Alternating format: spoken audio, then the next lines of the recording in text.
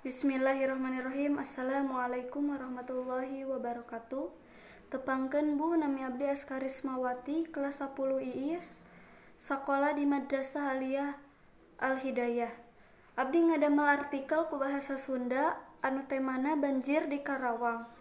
Banjir di kota Karawang basa tanggal 22 Maret 2010, khususna di daerah rawan banjir. Ngan ayeuna banjir ngahampiran daerah anu teu acan pernah kakenaan ku banjir. Basa banjir, warga di daerah Gempol Anjun ngungsi di Masjid Al-Jihad, kaum jeung rumah sanak dulur anu teu acan kakenaan ku banjir. Sadayana warga kengeng bantosan samodel mie instan, sangu bungkus, anggoan, sambako, tuangan orok sareng sajabina.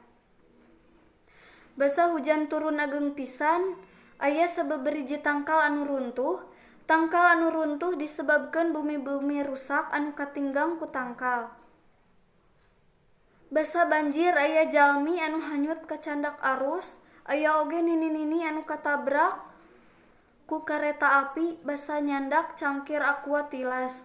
Banjir anu ageng pisan disebabkeun sabeberiji bumi runtuh nu ditimbulkeun sababaraha panyakit.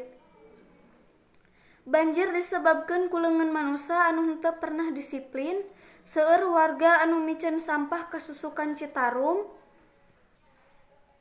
tepika sampah kesumbat di Susukan. Banjir di Karawang emang kiriman ti Waduk Jatiluhur anu keur musim hujan. Ngan sadayana eta akibat ulah manusa anu tara pernah disiplin.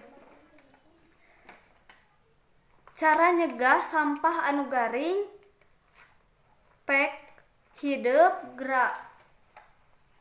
Pami aya sampah garing, duruk eta sampah atanapi pami sampah eta baseuh, pek ngadamel lombang anu kira-kira cekap kanggo sampah baseuh.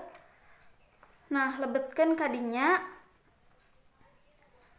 Teras tong nebang pohon atanapi nuar pohon, atanapi nuar tangkal di leuweung liar ngameh teu nyebabkeun banjir. Sakitu wae artikel anu tiasa ku abdi didugikeun. Hapunten seueur kakirangan kalepatan. Wassalamualaikum warahmatullahi wabarakatuh.